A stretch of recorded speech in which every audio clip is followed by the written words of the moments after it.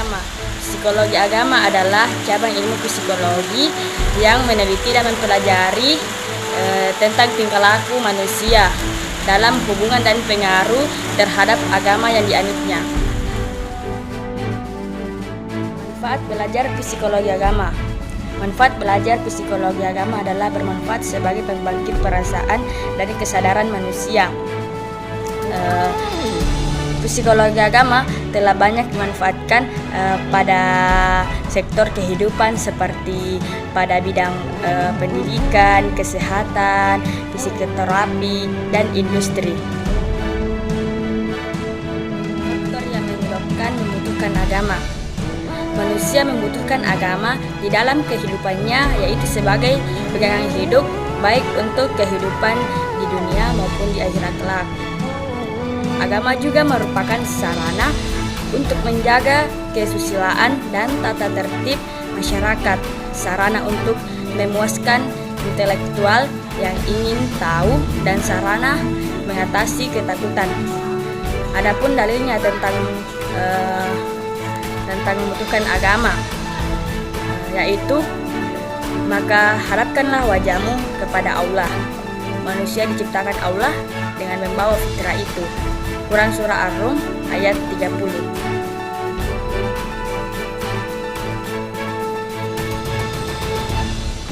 Pembinaan agama pada anak.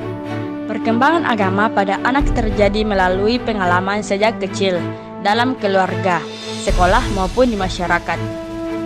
Perkembangan agama pada anak sangat ditentukan oleh lingkungan, baik pengalaman atau pendidikan di sekolah.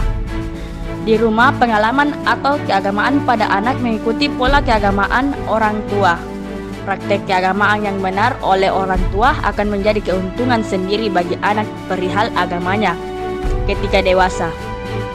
Sebaliknya, keagamaan seseorang anak tidak baik jika semasa kecilnya ia tidak diperkenalkan agama sejak kecil. Sesuai dengan prinsip pertumbuhannya, seorang anak menjadi dewasa memerlukan bimbingan sesuai dengan prinsip yang dimilikinya, yaitu yang pertama prinsip biologis, prinsip tanpa daya, dan prinsip eksplorasi. Pada umumnya, agama seseorang ditentukan oleh pendidikan, pengalaman, dan latihan-latihan yang dilaluinya pada masa kecil dulu. Seseorang pada waktu kecilnya tidak pernah mendapatkan agama, maka pada masa kedewasaannya ia tidak akan merasakan pentingnya agama dalam hidupnya. Adapun tahapan-tahapan pemerolehan agama pada anak dan proses kejiwaan. Yang pertama, timbulnya keagamaan pada anak. Yang kedua, tumbuhnya sebagai keharusan moral. Yang ketiga, perkembangan agama pada anak. Yang keempat, sikap agama pada anak. Pembinaan agama pada remaja. Remaja merupakan usia peralihan yang ditempuh oleh seseorang dari kanak-kanak menuju dewasa, yaitu 13-21 tahun, yang dimana usia ini telah memasuki bangku sekolah lanjutan. Berbicara tentang remaja merupakan topik yang selalu menarik, baik oleh orang tua, guru, dan para ahli yang mempunyai keilmuan di bidang ini. Karena anak dan remaja adalah bagian dari masa kini dan keseluruhan di hari esok, mereka adalah generasi penerus yang akan mengambil alih tampuk kepemimpinan dan tanggung jawab kendali bangsa di masa depan. Di tangan mereka lah merah putih dan hitam kelabunya bangsa yang akan dipertaruhkan. Ada orang tua yang panik memikirkan kelakuan anaknya yang telah remaja, seperti sering bertengkar, keras kepala, sukar diatur, mudah tersinggung, sering melawan, membuat kelakuan yang melanggar aturan atau nilai-nilai moral dan norma-norma agama. Sehingga timbul anak yang oleh masyarakat dikatakan nakal, crossboy, atau cross girl. Di sekolah, guru pun kadang-kadang gembira menghadapi anak didiknya yang berprestasi dan kadang-kadang juga pusing kehilangan akal menghadapi anak didiknya yang berperilaku ganjil, kurang ajar, mengganggu dan melanggar peraturan-peraturan yang telah ditetapkan. Masih seringnya tawuran antar pelajar yang tidak jarang memakan korban jiwa, juga masih banyaknya pelanggaran susila serta tingginya persentase pengguna obat terlarang dan minuman keras di kalangan anak sekolah atau remaja. Kecenderungan kenakalan remaja yang semakin meningkat jenis dan intensitasnya bukanlah semata-mata persoalan sosial, akan tetapi lebih pada kondisi psikis yang rentan dan mudah terbawa arus, sehingga mengakibatkan terganggunya kondisi jiwa dan mental mereka lah. Kenakalan di kalangan remaja tersebut mengakibatkan terjadinya kehancuran moral atau mental agama dan menimbulkan beberapa kasus yang sangat mengerikan. Terlepas apa sebab munculnya, yang jelas masalah krisis nilai-nilai moral akhlak telah melanda masyarakat, terutama di kalangan remaja, menjadi masalah besar yang harus ditangani. Untuk itu harus dilakukan berbagai upaya pembinaan terhadap masalah tersebut, baik secara lahir maupun batin. Dan karena itu, untuk mengatasi masalah tersebut, langkah utama yang harus ditempuh adalah pembina remaja untuk dapat mengendalikan perilakunya dan mengelola hawa nafsunya dengan baik, agar terhindar dari perbuatan negatif dan bertentangan dengan ajaran-ajaran agama.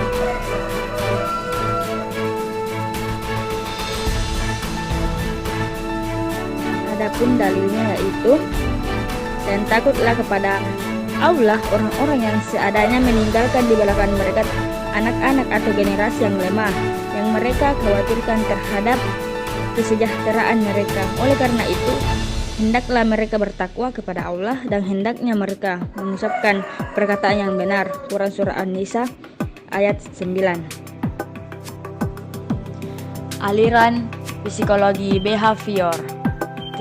Teori behavioristik adalah teori yang mempelajari perilaku manusia.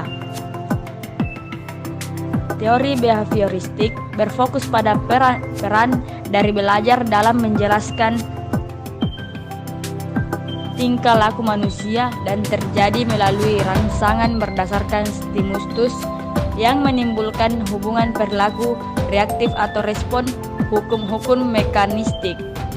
Asumsi dasar mengenai tingkah laku menurut teori ini adalah bahwa tingkah laku sepenuhnya ditentukan oleh aturan, bisa diramalkan dan bisa ditentukan. Menurut teori ini, seseorang terlibat dalam tingkah laku tertentu karena mereka telah mempelajarinya.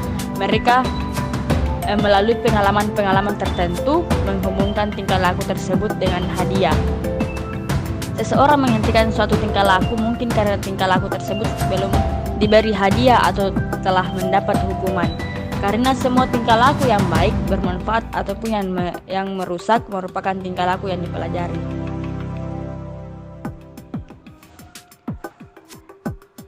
Adapun tokoh-tokoh yang terkenal dalam teori ini, yang pertama Thorndike.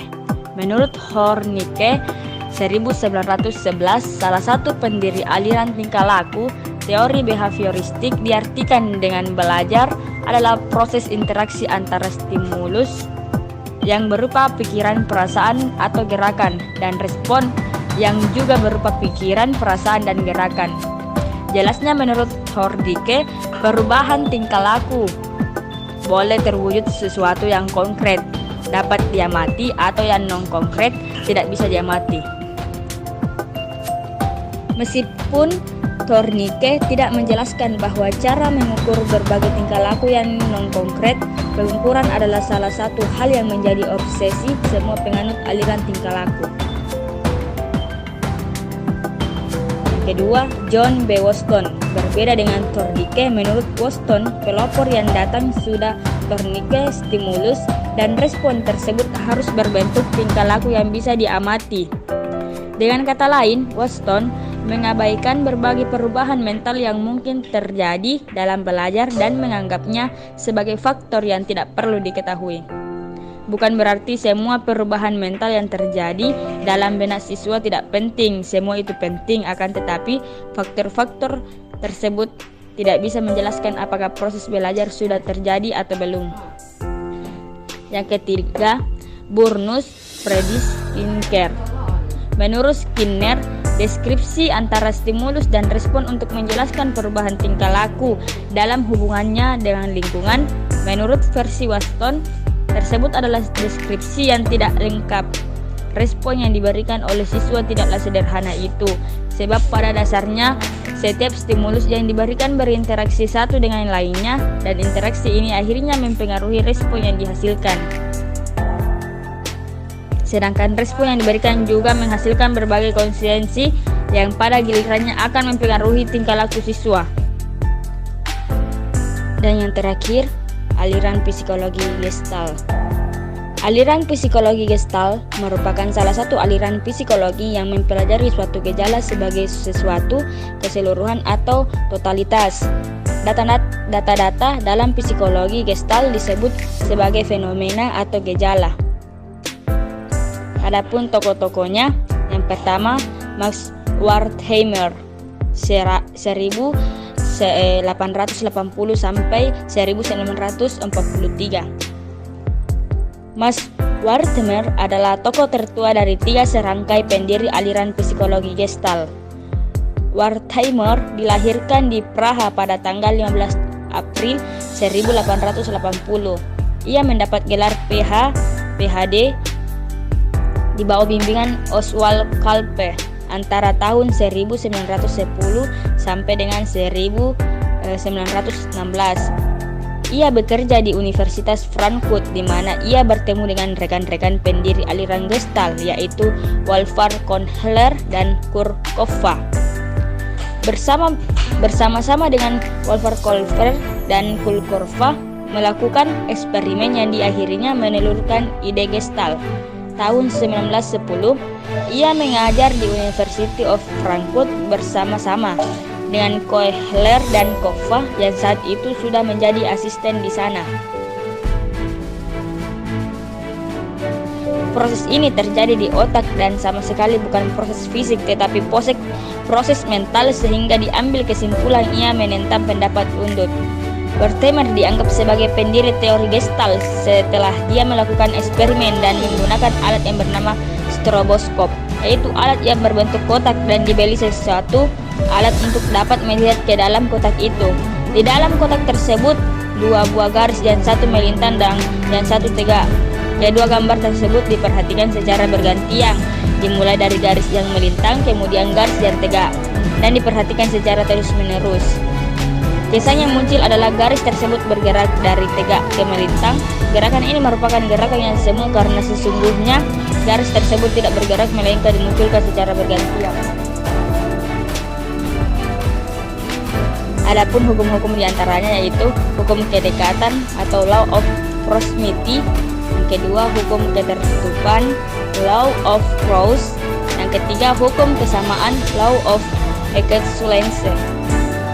Yang kedua, Kurt Koffler dari 1886 sampai 1941. Koffler lahir di Berlin tanggal 18 Maret 1886. Karirnya dalam psikologi dimulai sejak dia diberi gelar doktor oleh Universitas Berlin pada tahun 1908. Pada tahun 1910 ia bertemu dengan Wertheimer dan Kohler. Bersama kedua orang ini, Koffler mendirikan aliran psikologi Gestalt di Berlin. Sumbangan Koffler kepada psikologi adalah penyajian yang sistematis dan pengalaman dari prinsip-prinsip Gestalt dalam rangkaian gejala psikologi, mulai persepsi, belajar, mengingat, sampai kepada psikologi belajar dan psikologi sosial. Teori Koffler tentang belajar didasarkan pada anggapan bahwa belajar dapat diterangkan dengan prinsip-prinsip psikologi Gestalt. Teori Koffler tentang belajar antara lain jejak ingatan, perjalanan waktu berpengaruh terhadap jejak ingatan. Latihan yang terus-menerus akan memperkuat jejak ingatan. Ketiga, Wolfgang Kohler 1887 sampai dengan 1967. Kohler lahir di Reval, Estonia pada tanggal 21 Januari 1887.